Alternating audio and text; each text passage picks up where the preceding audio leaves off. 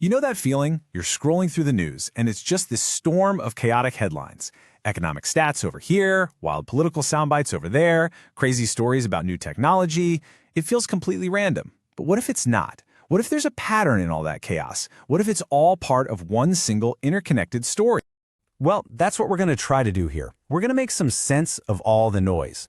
We're talking about everything from the price of your groceries to the future of Hollywood and even the growing tension in outer space. We're going to look for the underlying forces that are connecting all these seemingly random events. The whole goal is to just connect the dots and see the bigger picture that's taking shape right in front of all of us. And our first thread? Well, it starts with something we all feel every single day, the economy. So, you hear the news reports and they say things are getting better. But then you look at your bank account and it's telling a different story, right? This section is all about that disconnect. Okay, so here's the heart of the issue. The official numbers say inflation has cooled down. And that's technically true. But for most of us, the reality is that the price of everything, housing, food, gas, went way up and it just stayed there. So even if prices aren't climbing as fast anymore, that pressure on family budgets is still very, very real. It's kind of the perfect example of how data doesn't always tell the full story of what people are actually feeling. Now, when people are feeling that economic anxiety, that's when the political arena really heats up. In a recent primetime address, this huge claim was made, right? Suggesting a simple solution that supposedly brought in massive wealth for the country. It's a really powerful statement, and it's designed to connect with people who are feeling that financial pressure. But then, we look at the actual numbers, and a totally different story emerges. Independent analyses show the revenue from tariffs isn't in the trillions at all. It's in the tens of billions per year. So the really crucial point here isn't just about the numbers, it's about how this gap between the rhetoric and the reality becomes a powerful political tool, tapping directly into that economic squeeze we were just talking about. All right, let's pull on our next thread. We're going to shift gears from the economy to technology, where a whole other kind of disruption is happening. And it's happening so fast it's fundamentally changing our culture. Over in Hollywood, the conversation is all about AI.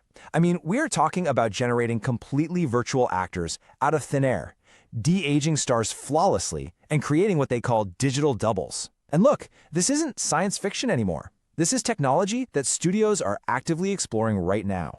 You can see the two sides pretty clearly. For the studios, AI looks like efficiency, cost savings, and a ton of creative control. But for actors and their unions, it feels like an existential threat. And the first wave of this isn't even about replacing the big A-list stars. It's happening quietly, in the background, as roles for extras and smaller parts are just disappearing, before casting calls even go out. And this isn't just about how movies get made. The disruption is hitting the very platforms where we consume our culture. It's a massive shift. Just take the Academy Awards as an example. Look at this decline. Back in the late 90s, the Oscars would pull in, around 55 million viewers. Pretty huge. But recently, that number has absolutely plummeted to about 20 million. The audience has moved on, and now these huge institutions are being forced to follow them. And here's the result of that. Starting in 2029, one of the biggest live cultural events in the entire world is leaving broadcast television for good. It's going to stream exclusively on YouTube. It is a landmark deal, and it just goes to show how legacy media is scrambling to adapt to a world where the audience is global, it's younger, and it's online. Okay, so from culture, let's turn our attention to power. Because those same undercurrents of change and disruption are setting the stage for the big political and geopolitical battles of tomorrow. So the 2028 presidential election feels really far away, right? Well, not so much. Speculation is already starting, and it was kicked into overdrive by this off-the-cuff remark. It's confident, it's punchy, and, of course, it immediately generated a ton of headlines. But here's the actual data that prompted the comment in the first place. The poll shows a race that is, for all intents and purposes, a statistical tie. It's a dead heat. This is a perfect example of how modern politics works, right? A fiery soundbite can completely overshadow the much more complicated, nuanced reality of the numbers sitting right behind it.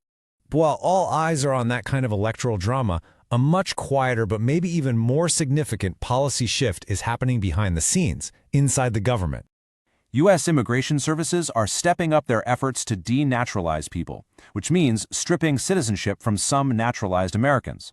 Now, supporters say, look, this is a necessary tool to go after serious offenders and protect the integrity of the whole system. But critics are raising the alarm, saying that setting these big quota-like targets could easily lead to mistakes and create a real climate of fear in immigrant communities. And this battle for dominance isn't just happening on Earth.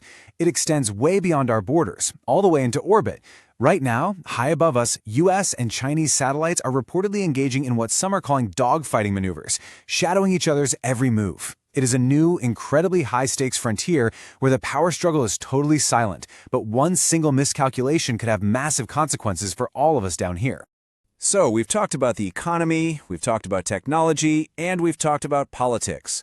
For our final section, let's bring it all down to earth and see how these massive, abstract forces create incredibly difficult, personal dilemmas for everyday people.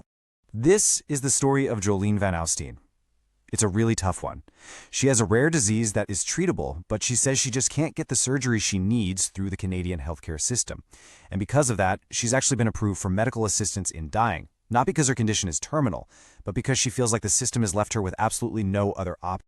As you can imagine, her case has become a huge flashpoint. On one side, you have the principle of respecting a person's autonomy and their choices in their own suffering. But on the other side, there's this profound risk that this option could become a tragic substitute for actual care, especially when a healthcare system is strained to its absolute limits. It raises an incredibly difficult question.